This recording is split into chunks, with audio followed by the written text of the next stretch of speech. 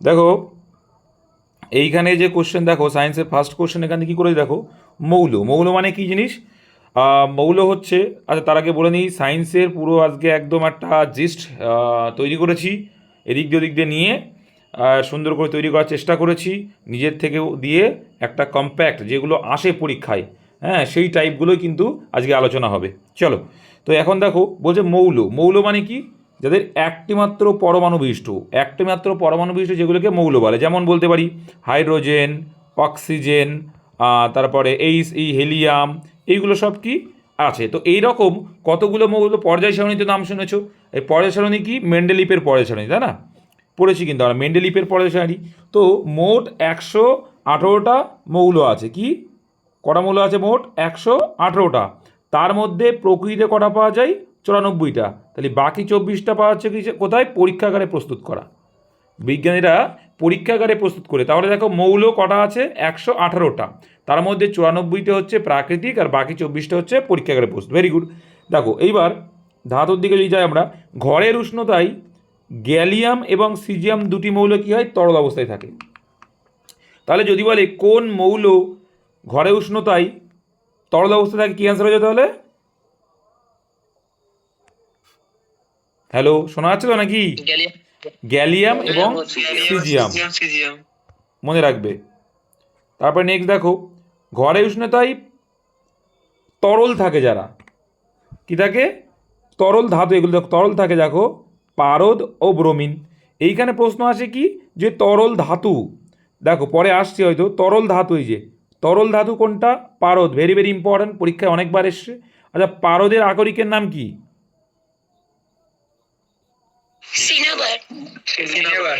সিনাবার, মাথায় রাখবে, খুবই ইম্পর্ট্যান্ট। ঠিক আছে, পারদের সংকেত কি? এই জি। এগুলো একটু মাথায় রাখবে, আমি কিন্তু বলবো এগুলো। দেখো তাহলে সব থেকে হালকা মৌল যদি বলে, কি হয়ে যাবে? হাইড্রোজেন হয়ে যাবে। হাইড্রোজেন হয়ে যাবে। সব থেকে হালকা ধাতু বললে লিথিয়াম হয়ে যাবে। হালকা ধাতু হচ্ছে সব থেকে লিথিয়াম। এবার যদি বলে সব থেকে হালকা নিষ্ক্রিয় গ্যাস, কি হয়ে যাবে? হিলিয়াম। সব থেকে হালকা নিষ্ক্রিয় গ্যাস যদি হয়ে বলবে, তখন কিন্তু অ্যান্সার হিলিয়াম। চলো, সব থেকে হালকা ধাতু লিথিয়াম। তরল ধাতু কাকে বলে? পারদ। ভারী ধাতু সব থেকে কোনটা? অসমিয়াম। তরল অধাতু ইম্পর্ট্যান্ট, ব্রোমিন। তাই তরল ধাতু বললে পারদ। অসমিয়ামের সংকেত কি দাদা? অসমিয়ামের সংকেত এস। এসটা আর্সেনিক তো। ওএস না? OS, OS, sorry, osmium. এসটা আর্সেনিক। অসমিয়াম। ওএস, ওএস, হ্যাঁ ওএস হতে পারে, আমি জানি না সঠিক। আর তারপরে দেখো,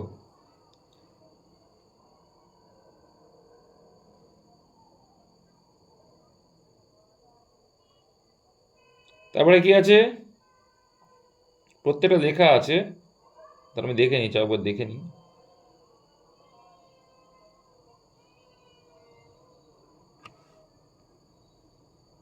এক মিনিট, এই হচ্ছে জ্বালা। এস হচ্ছে আর্সেনিক, অসমিয়াম হচ্ছে ওএস। ঠিক আছে, যাই হোক, কোথায় গেল? তাহলে আমরা দেখলাম যে সব থেকে ভারী ধাতু যদি বলে, সেটা হয়ে যাবে কি? অসমিয়াম। ঠিক আছে, আর তরল অধাতু যদি বলে ব্রোমিন, বিআর। হ্যাঁ,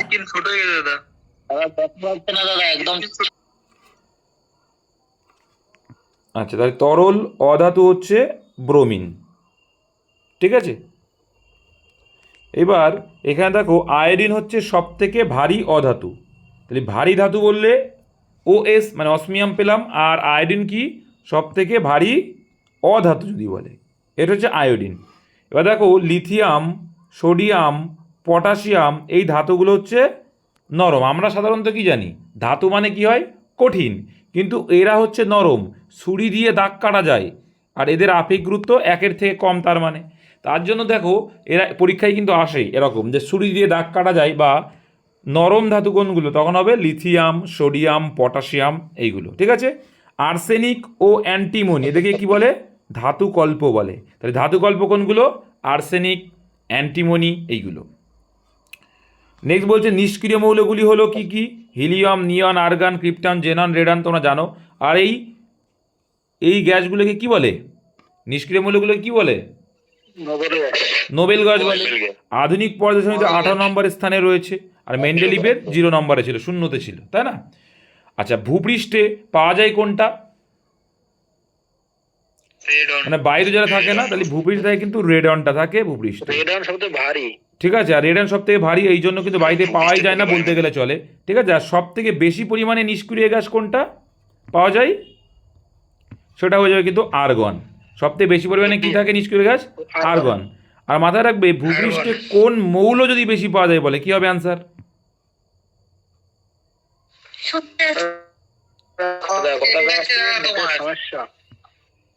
অ্যালুমিনিয়াম। দেখা যাচ্ছে না। চলো, তাহলে কি ভূপৃষ্ঠে প্রাপ্ত নিষ্ক্রিয় গ্যাস, যেটা বললাম রেডন, মাথায় রাখবে, এগুলো পরীক্ষায় কিন্তু আসে ভাই, বারে বারে যেগুলো বলছি মাথায় রাখবে। গ্রাফাইট ও গ্যাস কার্বন অধাতু হলেও তাপ ও তড়িতের সুপরিবাহী, পরীক্ষায় কিন্তু এটা আসে। সাধারণত কি হয়, অধাতু হলে তাপ তড়িতের সুপরিবাহী হয় না, কিন্তু গ্রাফাইট কিন্তু তাপ ও তড়িতের সুপরিবাহী বা গ্যাস কার্বন। ঠিক আছে, আর হিরে কিন্তু তাপের সুপরিবাহী, তবে তড়িৎ পরিবহন করবে না। হিরে কি তাপের সুপরিবাহী, কিন্তু তড়িৎ পরিবহন করে না। কিন্তু গ্রাফাইট ও গ্যাস কার্বন কিন্তু কি করে, তাপ ও তড়িৎ দুটোরই পরিবহন ক্ষমতা বেশি গ্রাফাইটের। আর সব থেকে বেশি পরিবাহী করে, তড়িৎ পরিবাহী কি, উত্তম পরিবাহী কোনটা? রূপো। রূপোর সংকেত কি? রূপের সংকেত কি? এজি। শুনো না, তাই না? এজি হচ্ছে রূপোর সংকেত। রূপো কিন্তু সব থেকে উত্তম পরিবাহী, কিন্তু আমরা রূপো ব্যবহার করি না, তামা ব্যবহার করি। তার কারণ হচ্ছে কস্টিং খরচের জন্য। ঠিক আছে, সোডিয়াম ও পটাশিয়াম ঠান্ডা জলের সাথে তীব্রভাবে বিক্রিয়া করে হাইড্রোজেন উৎপন্ন করে। তীব্রভাবে বিক্রিয়া করে সোডিয়াম ও পটাশিয়াম কি জলের সাথে কিন্তু তীব্রভাবে বিক্রিয়া করে এবং হাইড্রোজেন উৎপন্ন করে। চলো, সোডিয়াম ও পটাশিয়াম খুব সক্রিয় হয়, কিসে ব্যবহার করা হয়? এটা কেরোসিনে। কিছু ব্যবহার করা হয়? কেরোসিনে। পরীক্ষায় কিন্তু আসবে, কেরোসিনে কি ব্যবহার করা হয়? সোডিয়াম এবং পটাশিয়াম। লিথিয়াম, সোডিয়াম, পটাশিয়াম হচ্ছে ক্ষার ধাতু। হ্যাঁ, সোডিয়ামটা মানে কেরোসিনে চুবিয়ে রাখে, সেই কথাই তো বলে। কেরোসিনে রাখা হয় দাদা, সংরক্ষণ করে তো, এটা সংরক্ষণ করে। পটাশিয়াম সোডিয়ামকে ফেলে রাখে। সোডিয়াম পটাশিয়াম খুব সক্রিয় হয়, কেরোসিন তেলে রাখা হয়, তাই তো বলছে। হ্যাঁ, চলো নেক্সট। লিথিয়াম, সোডিয়াম ও পটাশিয়াম কি এরা ক্ষার ধাতু হয়ে যাচ্ছে। সোনা, রূপা, প্লাটিনাম বর ধাতু, ভেরি ভেরি ইম্পর্ট্যান্ট। বর ধাতু কোনগুলো? সোনা, রূপা। দেখো, এটা মনে রাখা খুব সোজা। বর ধাতু, সোনা, রূপা, প্লাটিনাম, এগুলো সব গয়না জাতীয় জিনিস। আর মেয়েরা কোথার থেকে আদায় করবে? বরদের কাছ থেকে আদায় করবে। ঠিক আছে, তো এটা বর ধাতু। সোনার সংকেত কি?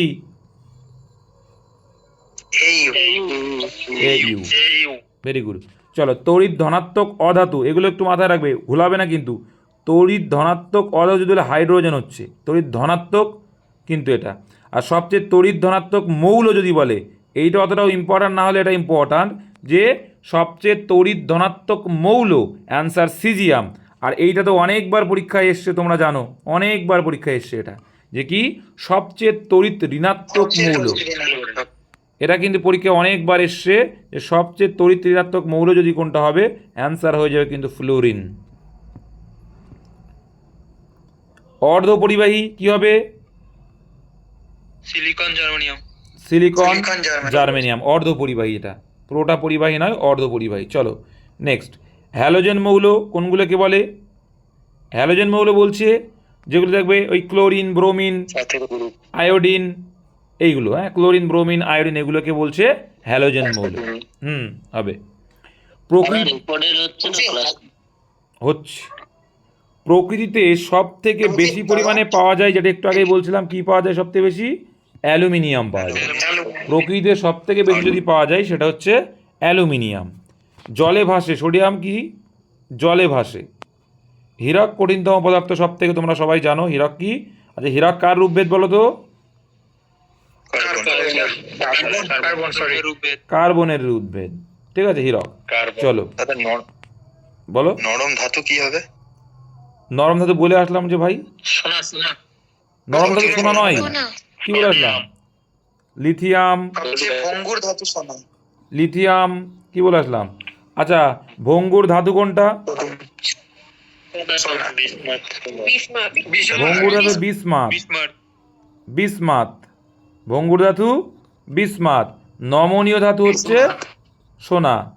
সব থেকে নমনীয় যদি বলে তখন সোনা। ঠিক আছে, তাহলে ভঙ্গুর বললে বিসমাথ হয়ে যাবে, নমনীয় বললে সোনা হয়ে যাবে। That's clear. ঠিক আছে,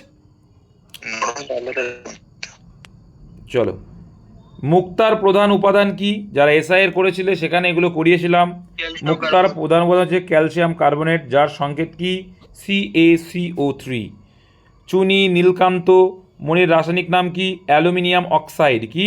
অ্যালুমিনিয়াম অক্সাইড, যাকে কোরান্ডামও বলা হয়। কি বলা হয়? কোরান্ডামও কিন্তু বলা হয়। অ্যালুমিনিয়াম অক্সাইডের এক নাম কি? কোরান্ডাম। তাহলে চুনি, নীলকান্ত এগুলো কি তৈরি? কোরান্ডাম বা অ্যালুমিনিয়াম অক্সাইডে তৈরি। ব্যারোমিটার নাম তো শোনাই হোগা। ব্যারোমিটারের পার ধীরে ধীরে কমলে কি হয়? ধীরে ধীরে কমে বৃষ্টিপাতের সম্ভাবনা। আর যদি ধীরে ধীরে বাড়ে তখন শুষ্ক ও রৌদ্র উজ্জ্বল আবহাওয়ার সম্ভাবনা। পরীক্ষায় এটা এসছিল। ব্যারোমিটারের পার দ্রুত কমলে প্রবল ঝড়ের আবহাওয়া হয়, আর ব্যারোমিটারের পার হঠাৎ বেড়ে গেলে খরা হবে। কি হবে? খরা হবে, শুষ্ক বায়ু বইবে বা খরা তৈরি হবে। ব্যারোমিটারের সাহায্যে বায়ুর কি চাপ পরিমাপ করা হয়? ব্যারোমিটারের সাহায্যে বায়ুর চাপ পরিমাপ করা হয়ে থাকে। ঠিক আছে, সমচাপযুক্ত অঞ্চলগুলোকে কি বলা হয়? আইসো বার বলে। কি বলে? আইসো বার। তাই তো, যেহেতু এইগুলো এসছে তাহলে সম উষ্ণযুক্ত অঞ্চল বা সমউষ্ণ রেখা বাংলাতে বলছে, ইংলিশে কি বলে? আইসোথার্ম বলে। সমবর্ষণ রেখাকে কি বলে? সমবৃষ্টিপাতযুক্ত অঞ্চলগুলোকে বাংলায় সমবর্ষণ রেখা, ইংলিশে কি বলে? এইগুলো কি পরীক্ষা আসে? আইসো, আইসো হাইট। এগুলো একটু মাথায় রেখো। ঠিক আছে, আচ্ছা। গন্ধক তোমাদের ধরছিলাম আজকেই মনে হয়। গন্ধক কি বর্ণের হয়? হলুদ বর্ণের। হলুদ। ঠিক আছে, আজকের আর নেমোনিক টেকনিক বলছি না। ঠিক আছে, কেন হলুদ বর্ণের? যাই হোক, আয়োডিনের বাষ্প বেগুনি বর্ণের হয়। এটা অনেকবার পরীক্ষায় আসে। ডব্লিউবিপি এসআইও এসছিল মেন্সে। ডব্লিউপিএসআই বা কেপিএসআই যাই হোক হবে, হয়তো একটা এসছিল। কিসে? সবুজাব হলুদ, ইয়েলো, ইয়েলো গ্রিন যাকে বলে ইংলিশে। জিঙ্কের কালার রূপালি, জিঙ্কের সংকেত কি? জেডেন। সালফার কেমন হয়? হলুদ। মাথায় রাখবে পেঁয়াজে কি থাকে? সালফার থাকে। ব্রোমিন এর কালার ব্রোনো দিয়ে মুখের ব্রোনো দিয়ে উদাহরণ দিয়েছিলাম। ব্রোমিন কি? ব্রোমিনে লাল কালারের হয়। নাইট্রোজেন বাদামি কালারের, কিন্তু নাইট্রোজেনের গন্ধ নেই। নাইট্রোজেন বাদামি কালারের হয় কিন্তু এটা বর্ণহীন। অ্যামোনিয়ার গন্ধ কেমন হয়? ঝাঁঝালো। এই জন্যই কিন্তু মানুষের মূত্র কি হয়? ঝাঁঝালো হয়। সালফার ডাইঅক্সাইড বারুদের গন্ধযুক্ত। সালফার ডাইঅক্সাইড মানে কোনটা বলো তো? দেশলাইয়ের যে কাঠিতে যে ঘষার পরে যে হয় সেটা কি বারুদের গন্ধযুক্ত হয় তো নাকি? তারপরে হাইড্রোজেন সালফাইড, এই যেটা পরীক্ষা আসে যে কি হাইড্রোজেন সালফাইড পচা ডিমের মতো গন্ধ। আচ্ছা, মাছের আষ্টে যুক্ত কোনটা? ফসফিন। মাথায় রাখবে, অনেকে ফসফিনও বলে। এগুলো কিন্তু মাথায় রাখবে, পরীক্ষায় আসে আষ্টে গন্ধ। কস্টিক সোডার রাসায়নিক নাম কি? এইগুলো কিন্তু পরীক্ষায় আসে ভাই। কস্টিক সোডার রাসায়নিক নাম কি? Sodium hydroxide. ঠিক আছে, সোডিয়াম হাইড্রোক্সাইড সংকেত কি? হ্যাঁ,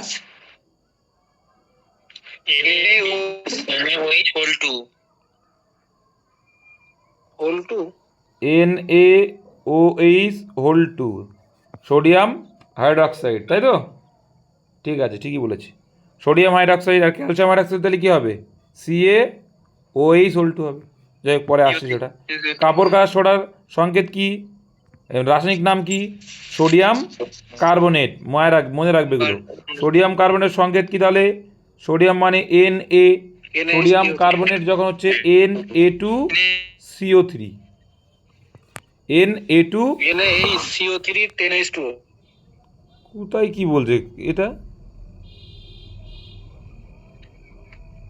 এটা কাপড় কাচাটা, ঠিক আছে। কোথাকার তার লাগাচ্ছ তুমি? এটা কাপড় কাচা সোডা। উল্টো পাল্টা বললে হবে না তো। সোডিয়াম কার্বনেট হচ্ছে কি, এর মানে বোঝো, সোডিয়াম আর কার্বনেট Na2CO3, ঠিক আছে। নেক্সট কোশ্চেন দেখো কী রয়েছে এখানে, যে কি বেকিং পাউডার বা খাবার সোডা, এইটা হবে ওইটা তুমি যেটা বললে, সোডিয়াম বাইকার্বনেট। কি? সোডিয়াম বাইকার্বনেট, NaHCO3, তাহলে বাই বলেছে বলে HCO3 মনে রাখবে, সোডিয়াম বাইকার্বনেট NaHCO3, এটা হচ্ছে বেকিং পাউডার বা খাবার সোডা যেটাকে বলছি। টেবিল সল্ট কাকে বলে? সোডিয়াম ক্লোরাইড, যার সংকেত কি NaCl। Caustic potash, potassium hydroxide, কি কস্টিক পটাশ, কি বলছে? Potassium hydroxide. কিছু দেখা যাচ্ছে না। হ্যাঁ,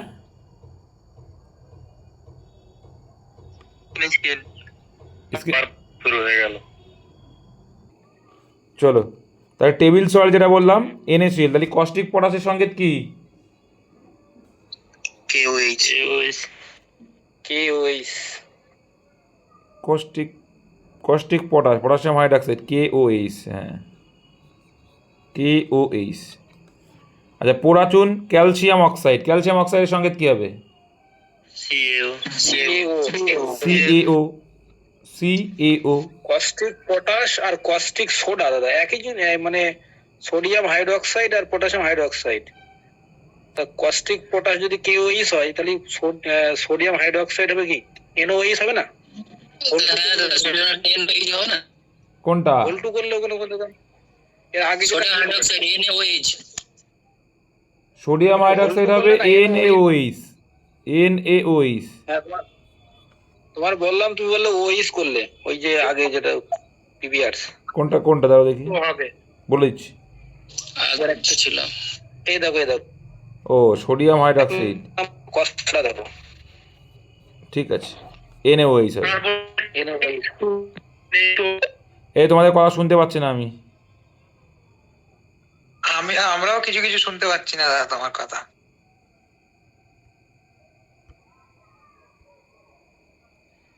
বাবারে হচ্ছে নেটওয়ার্ক। চলো, কস্টিক পটাশ হচ্ছে পটাশিয়াম হাইড্রক্সাইড, পোরাচুন কি ক্যালসিয়াম অক্সাইড। সংকেতগুলো তোমরা দেখে নিও, এমনি নেটওয়ার্কের ডিস্টার্ব দিচ্ছে, হয়ে গেল, নেটওয়ার্কের ডিস্টার্ব দিচ্ছে, একটু করে চলে যাচ্ছি। কলিচুন কি হচ্ছে ক্যালসিয়াম হাইড্রক্সাইড। আচ্ছা bleaching powder calcium chloro hypochloride, মানে CaHCl, CaHCl, ঠিক আছে, এটা হচ্ছে সংকেত। তারপরে plaster of Paris, plaster of Paris কি calcium sulphate, calcium sulphate. Epsom salt বলছে ম্যাগনেসিয়াম সালফেটকে। ব্লু ভিট্রিয়াল কাকে বলছে? কপার সালফেটকে, ঠিক আছে। সংকেতগুলো CuSO4, ঠিক আছে, 2 অণু জল মনে হয়, CuSO4 কত অণু জল এটার? 5 অণু, তাহলে 5 অণু জল, 5। CuSO4 5 অণু জল, ঠিকই আছে 5 অণু জল। আর দার্শনিকের রুল কাকে বলে? জিঙ্ক অক্সাইডকে বলা হয় ZNO, জিঙ্ক অক্সাইড বলা হচ্ছে ZNO। খুব ডিস্টার্ব আজকে। ZNO জিঙ্ক অক্সাইড বা দার্শনিকের রুল, আরে কোম্পানি হবে জিঙ্ক অক্সাইড দার্শনিকের রুল। গ্রিন ভিট্রিয়াল কি ফেরাস সালফেট, কি ফেরাস সালফেট, সংকেত কি Fe2SO4 7H2। 7 অণু জল 7H2O। আর কি নাইটার কাকে বলে? পটাশিয়াম নাইট্রেটকে বলছে নাইটার, ঠিক আছে, পটাশিয়াম নাইট্রেটকে কী বলা হচ্ছে? নাইটার, এটা একটু মাথায় রাখবে। এপসাম সল্ট তো বললাম প্রথমে ম্যাগনেসিয়াম সালফেট হয়ে যাবে। অয়েল অফ ভিট্রিয়ল পরীক্ষায় আসে, অয়েল অফ ভিট্রিয়ল কাকে বলে? তাহলে H2SO4 কে বলা হচ্ছে কি অয়েল অফ ভিট্রিয়ল। অ্যাকোয়াফার্টিস পরীক্ষায় আসে HNO3, এগুলো মাথায় রাখবে। আচ্ছা এই হাইড্রোজেন আর আচ্ছা ঠিক আছে, ভেরি গুড। দেখো সালফিউরিক অ্যাসিড গেল, সালফিউরিক অ্যাসিডকে রসায়নের রাজা যদি বলে কাকে, সালফিউরিক। রসায়নের রাজা যদি বলে সেটাও কিন্তু সালফিউরিক অ্যাসিড। ঠিক আছে, তারপরে আর গাড়ি ব্যাটারি তো ব্যবহৃত হয়। ঠিক আছে নাও, ছোট হয়ে গেছে, হাফ করে ফেললে ছোট হয়ে গেছে।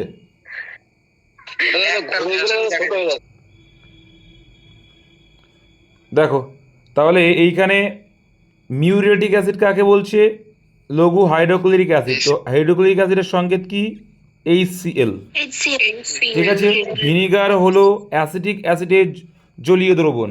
তো অ্যাসিটিক অ্যাসিডের সংকেত কি,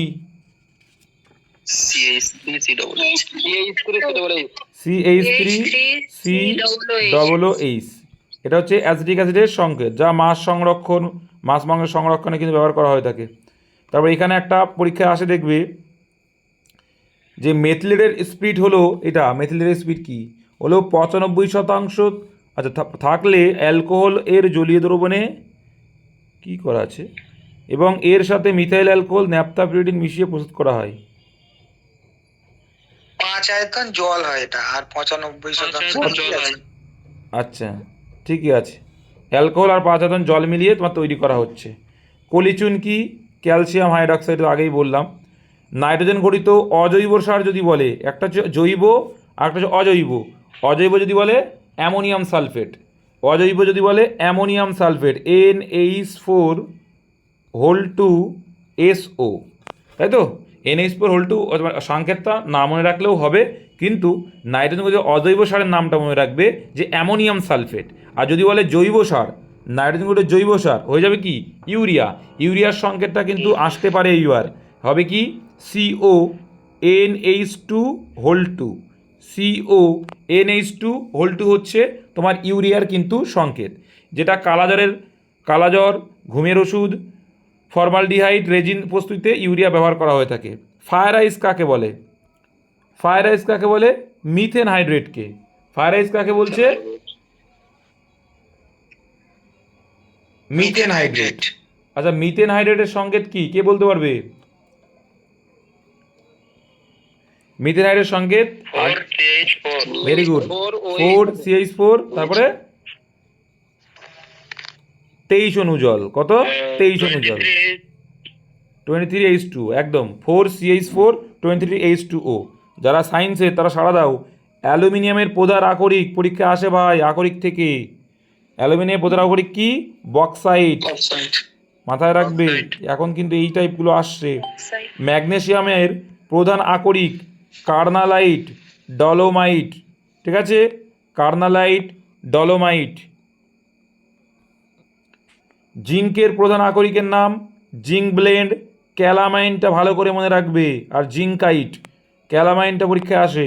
লোহার প্রধান আকরিক কি, রেড হেমাটাইট, ম্যাগনেটাইট। ম্যাগনেটাইট সর্বোৎকৃষ্ট, যেখান থেকে লোহার পরিমাণটা বেশি পাবে। তামার আকরিকের নাম কপার পাইরাইটস, কপার গ্লান্স, চালকোপাইরাইট, মাথায় রাখবে এটা। মিথেনের সংকেত কে পারবে?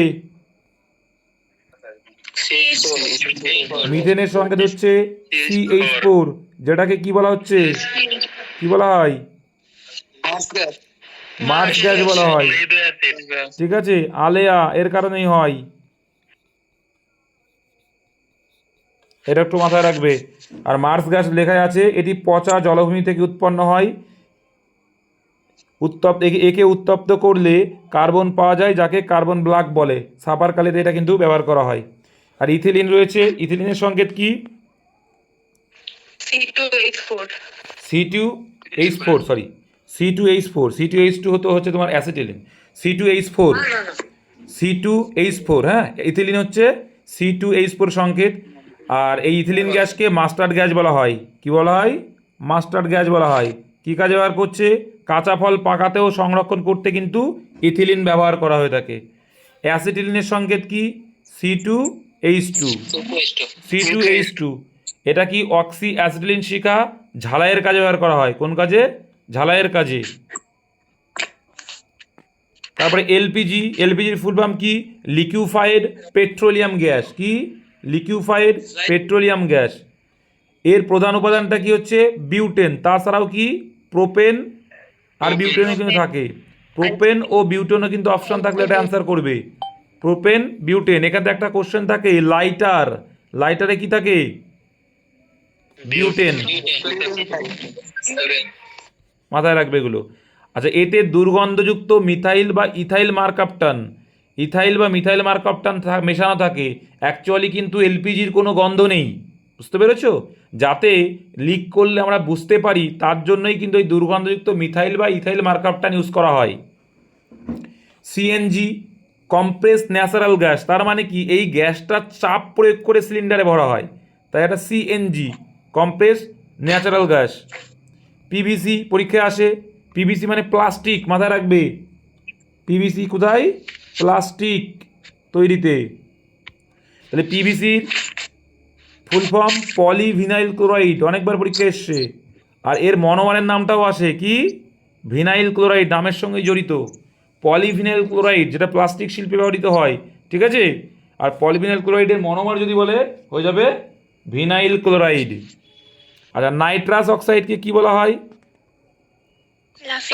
লাফিং গ্যাস বলে। লাফিং গ্যাস বলছে নাইট্রাস অক্সাইডকে। নাইট্রাস অক্সাইডের সংকেত কি? N2O, নাইট্রাস অক্সাইডের সংকেত। অগ্নি নির্বাপক যন্ত্র মানে কি ব্যবহার করা হয় অগ্নি নির্বাপকের জন্য? তাহলে কার্বন ডাই অক্সাইডের কাজ কি? আগুন নেভাতে সহায়তা করে। আর অক্সিজেন কি হয়? আগুন জ্বালাতে সাহায্য করে। অক্সিজেন নিজে জ্বলে না, কিন্তু অন্যকে জ্বালাতে সাহায্য করে, ঠিক আছে? তারপর দেখো সালফিউরিক অ্যাসিডকে বলা হয় অয়েল অফ ভিট্রিয়ল, একটু আগে বলে আসলাম, এবং রসায়নের রাজা। আর হাইড্রোক্লোরিক অ্যাসিডকে কি বলা হচ্ছে? মিউরিয়েটিক অ্যাসিড, একটু আগে বলেছি আবার বলছি। হাইড্রোক্লোরিক অ্যাসিডকে মিউরিয়েটিক অ্যাসিড বলা হয়। আচ্ছা, নাইট্রিক অ্যাসিডকে কি বলা হয়? অ্যাকোয়াফর্টিস বলা হয়। আর 3 অনুপাত হাইড্রোক্লোরিক হবে এটা, 3 অনুপাত হাইড্রোক্লোরিক অ্যাসিড এবং 1 অনুপাত নাইট্রিক অ্যাসিডের মিশ্রণকে কি বলে? অ্যাকোয়ারিজিয়া। কি বলে? অম্লরাজ বা অ্যাকোয়ারিজিয়া। পরীক্ষা অনেকবার এসছে কিন্তু এইগুলো। আর এটা কোথায় ব্যবহার করা হয়? সোনা গলাতে ব্যবহার হয়। আচ্ছা, রিন হবে না, এটা রিং হবে। রিং টেস্ট কি?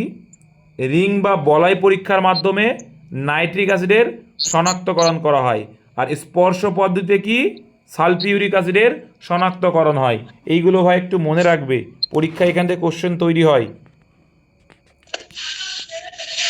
অ্যামোনিয়াম হাইড্রোক্সাইডের জলীয় দ্রবণকে বিলীয়মান রং বলে, মাথায় রাখবে এটা। তাহলে কি? অ্যামোনিয়াম হাইড্রোক্সাইডের জলীয় দ্রবণকে বিলীয়মান রং বলে। তাহলে বিলীয়মান রং কাকে বলে? অ্যামোনিয়াম হাইড্রোক্সাইডের জলীয় দ্রবণ। 35% অ্যামোনিয়ার জলীয় দ্রবণকে কি বলছে? Liker ammonia. তাহলে লাইকার অ্যামোনিয়া কি? 35% অ্যামোনিয়ার জলীয় দ্রবণ হচ্ছে লাইকার অ্যামোনিয়া। আর অ্যামোনিয়াম হাইড্রোক্সাইডের জলীয় দ্রবণ হচ্ছে কি? বিলীয়মান রং। এগুলো মুখস্থ করবে, যদি মুখস্থ না থাকে আমি পিডিএফও দিয়ে দেবো দরকার হয়। যেসব যৌগ জলীয় দ্রবণে, এইটা পরীক্ষা এসেছিল এসআইতে প্রিলিমে, তার মানে কি প্রত্যেকটা অ্যাসিডে কি বর্তমান থাকবে? এই মাইক্রোফোন অফ করো, কতবার করে বলতে হবে? হাইড্রোজেন থাকে, H+ আয়ন। আর ক্ষারে কি থাকবে? OH- ion. তাহলে OH- মানে কি? হাইড্রোক্সাইড থাকবে। কি থাকবে? হাইড্রোক্সাইড। এটা মাথায় রাখবে কিন্তু, ক্ষারে হাইড্রোক্সাইড থাকবে মানে OH- আর H+ বা হাইড্রোজেন থাকবে কিসে? প্রত্যেকটা অ্যাসিডে। চলো, হাইড্রোক্লোরিক, নাইট্রিক, এইগুলো কি অ্যাসিড? তীব্র অ্যাসিড। আর অ্যাসিটিক অ্যাসিড কি? মৃদু অ্যাসিড, তাই তো? অ্যাসিটিক অ্যাসিড হচ্ছে মৃদু অ্যাসিড। চলো, আবার কি ছোট হয়ে গেছে নাকি? ঠিক আছে দাদা। সোডিয়াম হাইড্রোক্সাইড, পটাশিয়াম হাইড্রোক্সাইড হচ্ছে তীব্র ক্ষার, এটা তীর ক্ষার না, তীব্র ক্ষার এটা। অ্যামোনিয়াম হাইড্রোক্সাইড মৃদু ক্ষার। এগুলো একটু অর্ধেক করে অনলাইনের মতো পড়ে রাখবে। এইখান থেকে ভাগ্য ভালো হলে তো একটা করে পেয়েই যায় সবাই, তোমরা জানো। তেঁতুলে কি থাকে? Tartaric acid. আপেলে ম্যালিক অ্যাসিড। পাকা টমেটোতে জাইকোপিন, লাইকোপিন, ম্যালিক, পাকা টমেটোতে ম্যালিক, পাকা টমেটোতে ম্যালিক থাকে। ম্যালিক। আমে কি থাকে? ম্যালিক অ্যাসিড, আমে সাইট্রিক, হাট আমে পাকা আমে ম্যালিক থাকে, কাঁচা ম্যালিক। ম্যালিক, দইয়ে কি থাকে? ল্যাকটিক অ্যাসিড থাকে। লেবুতে ল্যাকটিক, সাইট্রিক অ্যাসিড। পিঁপড়ে বা হচ্ছে ঠিক আছে, বোলতার হুলে কি থাকবে? Formic acid. পাকস্থলীতে কোন অ্যাসিড থাকে? হাইড্রোক্লোরিক অ্যাসিড থাকে, HCl। ঠিক আছে। আচ্ছা, চা পাতায় কি পাওয়া যায়? ট্যানিন, ট্যানিন, ট্যানিন উপক্ষার পাওয়া যায়। মাথায় রাখবে, এটাও পরীক্ষায় আসে। পাকস্থলী তো বললাম। দেখো, আলফা কণা কি? আলফা কণা হচ্ছে হিলিয়াম কণার স্রোতকে বলা হয় আলফা কণা। বিটা কণা কি? ইলেকট্রন কণার স্রোতকে বলা হয় বিটা কণা। আর তড়িৎ চৌম্বকীয় তরঙ্গ কোনটা? গামা রশ্মি। বোঝা গেল? তারপরে বড় করো দাদা, ওটা আবার ছোট হয়েছে। আলফা কণার ভর ও আয়নায়ন ক্ষমতা সবথেকে বেশি। গামা রশ্মির কোনো ভর নেই, নিস্তড়িত, এই জন্যই কিন্তু গামা রশ্মির ভেদন ক্ষমতা সবথেকে বেশি। গামা রশ্মির ভেদন ক্ষমতা সবথেকে বেশি, পরীক্ষায় আসে।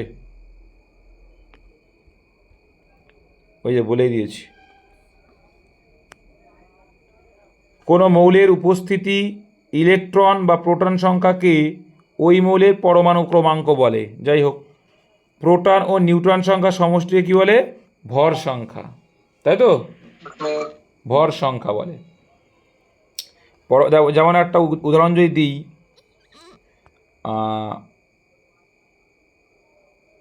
92U235। এর ভিতরে বলো তো পরমাণু ক্রমাঙ্ক কোনটা আর ভর সংখ্যা কোনটা? উপরে থাকবে ভর সংখ্যা, এটা হচ্ছে ভর সংখ্যা, এটা হচ্ছে নিউট্রন বা ইলেকট্রন বা প্রোটন সংখ্যা, যাকে বলছে পরমাণু ক্রমাঙ্ক। তাই পরমাণু ক্রমাঙ্ক কি? ইলেকট্রন বা প্রোটন সংখ্যা। আর ভর সংখ্যা হচ্ছে উপরেরটা হয়, ঠিক আছে, যেটা প্রোটন ও নিউট্রন সংখ্যার সমষ্টি, মানে যোগফল।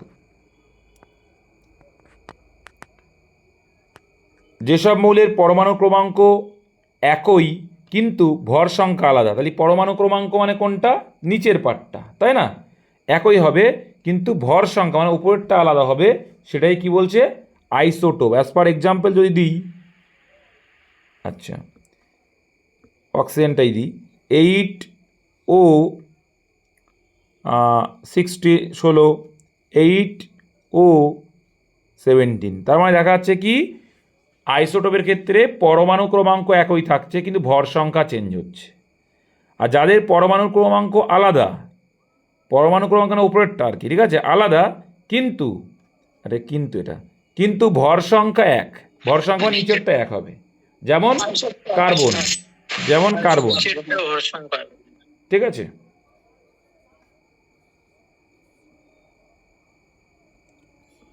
এটা হবে, ঠিক আছে। চলো, নিউট্রন সংখ্যা সমান তাদের কি বলা হয়? আইসোটোন। নিউট্রন সংখ্যা যাদের সমান হবে তাদের বলে আইসোটোন, ঠিক আছে। আর্গনের উদাহরণটা তুমি দিতে পারো। দেখো, একক, বিভিন্ন রকম একক থেকে বা পরিমাপক যন্ত্র থেকে তোমাদের পরীক্ষায় প্রশ্ন আসবে। তো এখানে একক সবকটা এসআই একক আছে। পদার্থের পরিমাণ এর একক কি? মোল। দীপন বা দীপ্তি প্রবাল্যের একক কি? ক্যান্ডেলা। তাপের এসআই একক কি? জুল। তাপের সিজিএস পদ্ধতি একক কি? ক্যালোরি।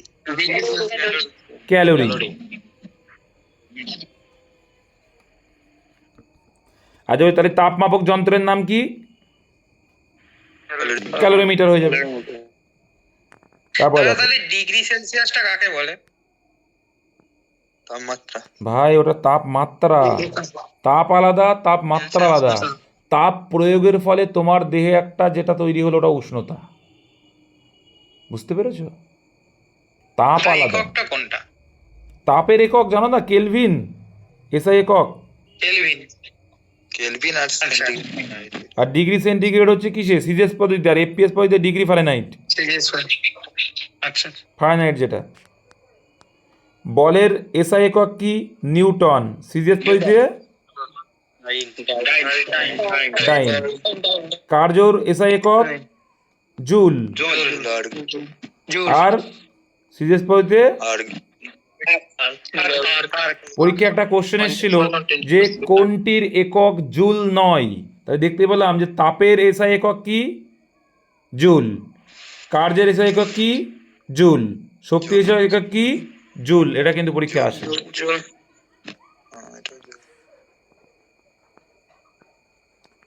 নেক্সট, ক্ষমতা। ক্ষমতার একক কি? ওয়াট। এখানে একটা মাথায় রাখবে, 1 হর্স পাওয়ার সমান কত ওয়াট?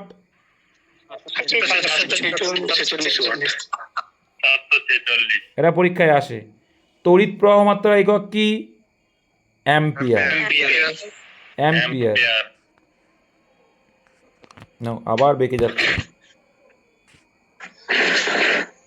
আরে মাইক্রোফোনটা অফ করো, কতবার বললো ভাই তোমাদের। আচ্ছা, এইখানে 3টে পয়েন্টই মনে রাখতে বলেছিলাম, বিভব প্রভেদ, আবার বিভব পার্থক্য বা তড়িৎ বিভব, বা যদি বলে হচ্ছে তড়িৎচালক বল, সব কি হবে একক? ভোল্ট হয়ে যাবে। আর এদের বিভব পার্থক্য মাপা হয় কোন যন্ত্র? ভোল্টামিটার। আচ্ছা, রোধের এসআই একক হচ্ছে ওহম। আর রোধের রোধাঙ্ক এখানে একটা আছে, কি? রোধাঙ্কের একক কি হয়? সিজিএস পদ্ধতিতে ওহম সেন্টিমিটার, আর এসআই বললে ওহম মিটার।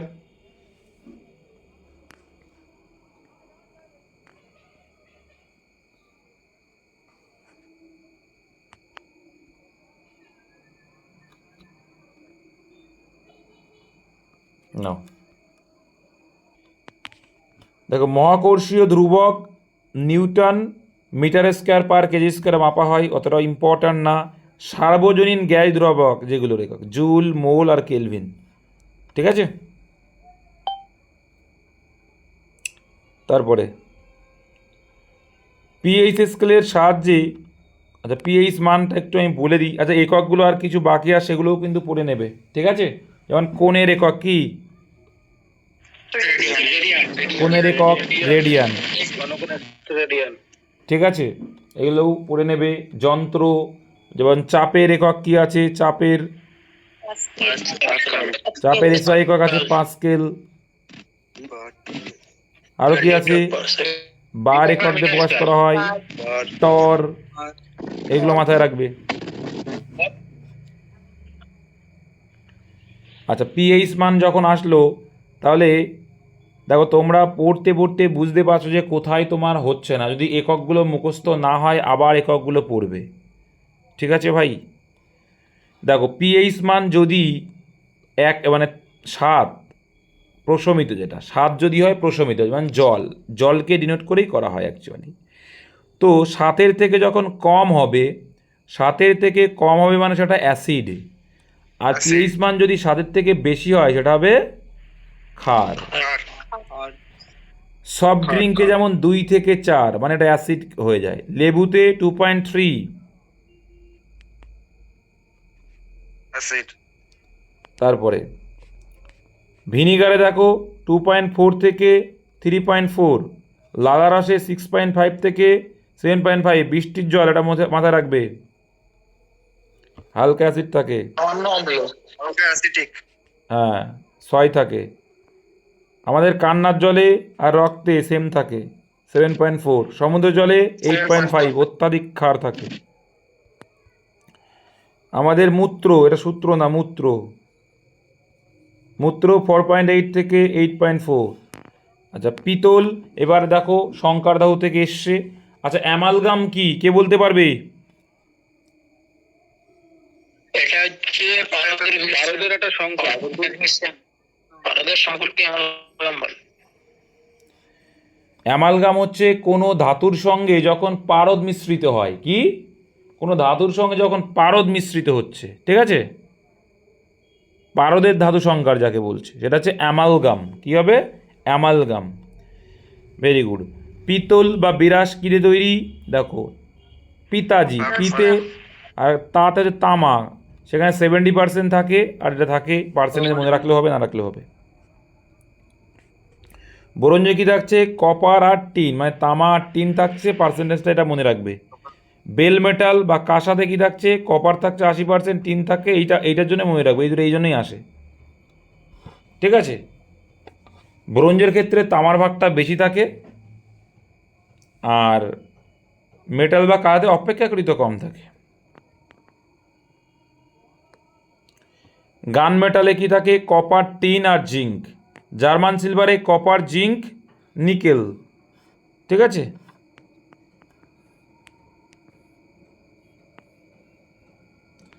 ডুরালুমিন, দেখো ভাই, ডুরালুমিনে কি থাকছে? অ্যালুমিনিয়াম 94% অ্যালুমিনিয়াম থাকে, আর তার সঙ্গে ম্যাগনেসিয়াম, কপার বা ম্যাঙ্গানিজ মেশানো হয়।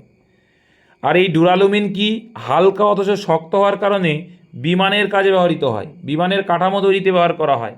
অপশানে যদি অ্যালুমিনিয়াম থাকে অ্যালুমিনিয়াম করবে, ডুরালুমিন থাকলে ডুরালুমিন করবে, অপশানে ডুরালুমিনই থাকে। ঠিক আছে, আচ্ছা একটা প্রশ্ন আসে, ব্ল্যাক বক্স, তাই তো? ব্ল্যাক বক্সের কালার কি বিমানের? কমলা কমলা কালার। ব্ল্যাক মানে কালো হবে না কিন্তু, হ্যাঁ। স্টেনলেস স্টিলে কী থাকে? লোহার পরিমাণ থাকে 74%, তার সঙ্গে ক্রোমিয়াম, নিকেল, কার্বন মিশ্রিত থাকে। এবার আমরা যদি একটু দর্পণ টর্পণ দিকে যাই, লুকিং গ্লাস কি? লুকিং গ্লাস, লুকিং গ্লাসে কি বলছে?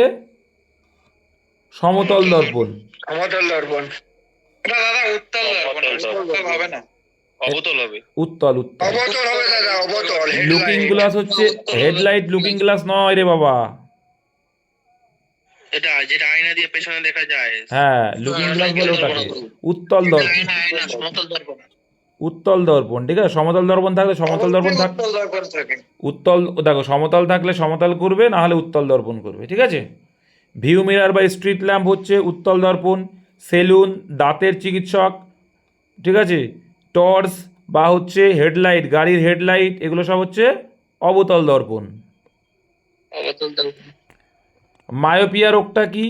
মায়োপিয়া হচ্ছে দূরের জিনিস দেখতে অসুবিধা আর কাছে জিনিস দেখতে হবে। ঠিক আছে, মায়োপিয়া রোগটা হচ্ছে দূরের জিনিস দেখতে অসুবিধা, তাকে বলছে মায়োপিয়া, যার জন্য কি ইউজ করা হয়? অবতল লেন্স ব্যবহার করা হয়। হাইপারমেট্রোপিয়াটা কি? কাছের জিনিস দেখতে অসুবিধা। ঠিক আছে, সেটাকে বলছে উত্তল লেন্স ব্যবহার করা হবে তার জন্য। প্রেসবায়োপিয়া কি? প্রেসবায়োপিয়া কি? এটা যে বয়স বেশি হলে চোখের লেন্সের স্থিতিস্থাপকতা কমে যায়, এই জন্য ইউজ করা হয় কি? Bifocal lens. কি? প্রেসবায়োপিয়া রোগের জন্য কি তৈরি ব্যবহার করা হয়? Bifocal lens. প্রতিফলন দেখো, প্রতিফলন এর উদাহরণ, মানে এটা এলো আবার চলে গেল, এই জন্য মসৃণ পর্দা তৈরি করা হয় প্রতিফলন সুবিধার জন্য। দেখো সিনেমার পর্দা, প্রতিফলন, পেরিস্কোপের যে উদাহরণটা আছে যে 45 ডিগ্রি কোণ, মাথায় রাখবে কত ডিগ্রি কোণ পেরিস্কোপে থাকে? 45 ডিগ্রি কোণ থাকে। দিয়ে এগুলো সব কি? প্রতিফলনের উদাহরণ হয়। তারপরে প্রতিসরণের উদাহরণ পরীক্ষায় আসে কিন্তু এগুলো, নক্ষত্রদের ঝিকমিক, যে আমরা ঝিকমিক ঝিকমিক পড়ে, এরা প্রতিসরণের কারণে। জলের ভেতরে কোনো দণ্ড রাখলে বাঁকা মনে হয়, দিনের দৈর্ঘ্য 4 মিনিট বেড়ে যাওয়া, এইগুলো সবই কি? প্রতিসরণের কারণে হয়ে থাকে। আলোর বিক্ষেপণ ধর্ম, উদাহরণ কি? আকাশকে নীল দেখায়, পরীক্ষায় আসে আকাশকে নীল দেখায় কী জন্য? আলোর বিক্ষেপণের জন্য। ঠিক আছে, আর একটা হচ্ছে গোধূলি। এরকম হয়ে যাচ্ছে কেন বারে বারে? ব্যাক হয়ে যাচ্ছে কেন জানি, বুঝতে পারছি না। নেক্সট দেখো, আলোর বিস্ফোরণ যদি বলে, উদাহরণ 1 নম্বর হচ্ছে কি? রামধনু। আলোর বিস্ফোরণ যেমন প্রিজমও হবে, কিন্তু ওখান থেকে যে আলোর ছটাগুলো হয়। তেজস্ক্রিয়তার একক কি? বেকারেলও হবে, কুড়িও হবে, দুটোই কিন্তু হয়, দুইজনের নাম অনুসারে আর কি। সূর্য ও নক্ষত্রদের সমস্ত শক্তির উৎস কি? আবার হাইড্রোজেন বোমা, এগুলো সব নিউক্লিয় সংযোজন। তার মানে এটুকু বোঝা গেল যে নিউক্লিয় সংযোজনের পাওয়ারটা বেশি, ক্ষমতাটা বেশি, তাই না? তার মানে হাইড্রোজেন বোমার ক্ষমতা কিন্তু পারমাণবিক বোমার থেকে অনেক গুণ বেশি। হাইড্রোজেন বোমাটা এমন, মানে কি বলতো, হাইড্রোজেন বোমা হচ্ছে এরকম হয়, এই দুটো গেল, এইখান থেকে আবার দুটো হবে, এখান থেকে আবার দুটো হবে, এরকমভাবে যায়। খুব বাজে জিনিস। পরমাণু বোমার নীতি নিউক্লিয় বিভাজনের উপর নির্ভর করে, তাহলে এই বিভাজন থেকে কিন্তু আসে, নিউক্লিয় বিভাজনের উপর নির্ভর করে পরমাণু বোমা। নিউটনের প্রথম গতিসূত্র থেকে কী জানা যায়? জাড্ডের সংজ্ঞা, জাড্ডের ধর্মও থাকতে পারে, জাড্ড এবং বলের সংজ্ঞা সম্পর্কে জানতে পারি। দ্বিতীয় সূত্র কি? বলের পরিমাণ, ভেরি ভেরি ইম্পর্টেন্ট। আর তৃতীয় সূত্র থেকে তো আমরা জানি যে, বা ভরবেগের সূত্র বলছে জেট প্লেন, বিমানের চলাচল, যেটা পিছনের দিকে, বন্দুকে গুলি করলে পিছনের দিকে চলে আসে, মানে প্রত্যেক ক্রিয়ার কি থাকে? সমান বিপরীত প্রতিক্রিয়া থাকবে।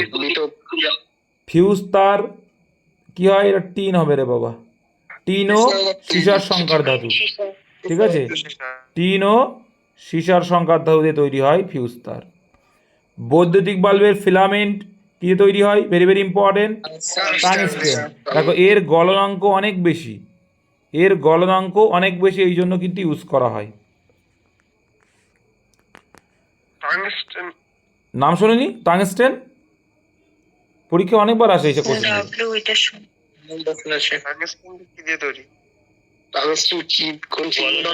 মানে বেশি না কম, মানে অল্পতে গলে না আর কি। টাংস্টেনে গলনাঙ্ক বেশি মানে কি? গলে না, ঠিক আছে? একটু ভোল্টেজ বেশি গলে যাবে।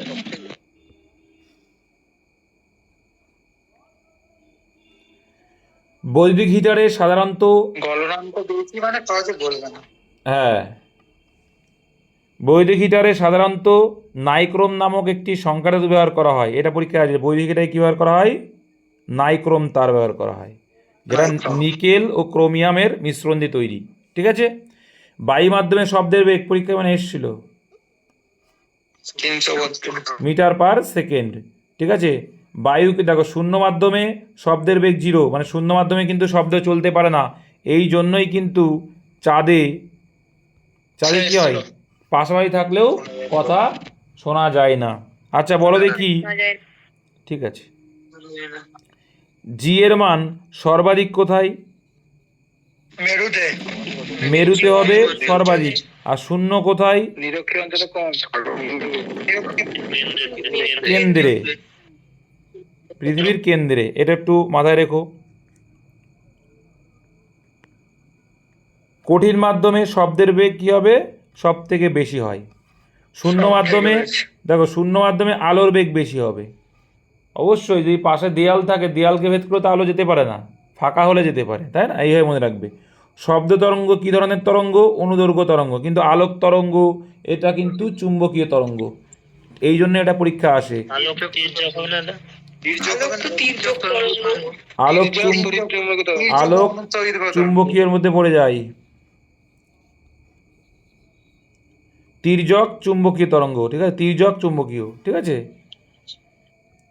আর শব্দ তরঙ্গ কি? অনুদৈর্ঘ্য, কি? অনুদৈর্ঘ্য বা যান্ত্রিক তরঙ্গ বলে একে আবার। এই জন্যই পরীক্ষা আসে, এটা আলাদা। তাই পরীক্ষায় বলে দেবে এর মধ্যে কোনটি চৌম্বক তরঙ্গ নয়, অ্যান্সার হয়ে যাবে শব্দ তরঙ্গ, ঠিক আছে? আচ্ছা, শব্দ যখন বললাম, শব্দর পরিমাপক একক কি? বেল বা ডেসিবেল। আচ্ছা, কত ডেসিবেলের শব্দ শ্রুতি, মানে কি আমাদের স্বাভাবিক শব্দ কত ডেসিবেল? 65 ডেসিবেল হচ্ছে। ডেসিবেল 65, হার্জ বললে কি 20 থেকে 20,000। আর এখানে আছে সুপারসনিক শব্দ, কারা শুনতে পারে?